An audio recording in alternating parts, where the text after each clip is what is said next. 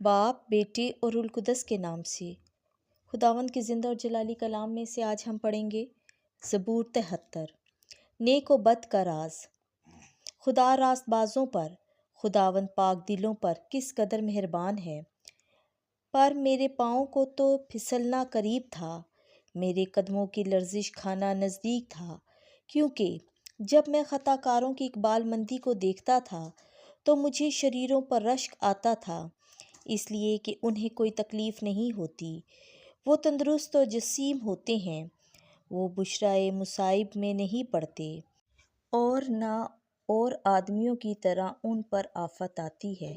اس لیے غرور ان کی گردن کا طوق ہوتا ہے اور وہ ظلم سے ملبس ہوتے ہیں، ان کی شرارت کثافت سے نکلتی ہے، ان کا باطن تصورات سے لبریز ہوتا ہے، وہ طعنہ مارتے اور بد اندیشی سے بولتے ہیں، وہ اوپر سے ظلم کی دھمکی دیتے ہیں، وہ اپنے منہ سے آسمان پر چڑھائی کرتے ہیں اور اپنی زبان سے زمین کی سیر کرتے ہیں۔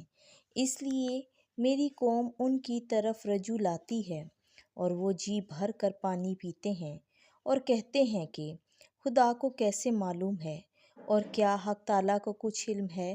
دیکھو، شریر ویسے ہی ہیں اور وہ سدا مطمئن ہو کر دولت بڑھاتے ہیں، تو کیا میں بے فائدہ اپنا دل صاف رکھتا رہا اور پاکیزگی میں اپنے ہاتھ دھوتا رہا، کیونکہ میں ہر وقت کوڑا بلکہ روز بروز تازیانہ کھاتا ہوں۔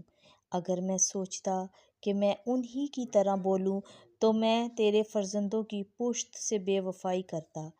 میں تو غور کرتا رہا کہ اس بات کو سمجھ لوں، مگر یہ مجھے دشوار معلوم ہوا جب تک کہ میں نے خدا کے مقدس میں داخل ہو کر ان کا انجام نہ سوچ لیا۔ بے شک تو انہیں پھسلنی راہ پر رکھتا ہے اور ہلاکت کی طرف دھکیلتا ہے۔ وہ کیسے ایک لحظہ میں اجڑ گئے ہیں، وہ نیست بلکہ دشتوں میں نابود ہو گئے ہیں۔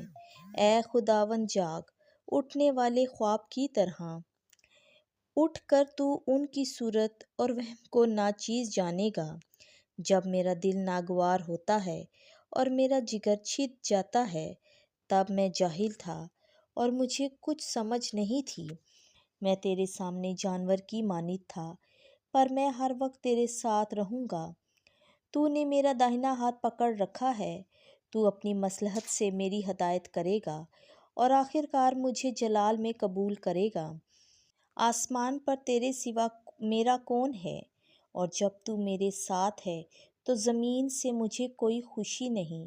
گو میرا جسم اور میرا دل زائل ہو جائیں، تو بھی خدا ہی ابد تک میرے دل کی چٹان اور میرا بکھرا ہے۔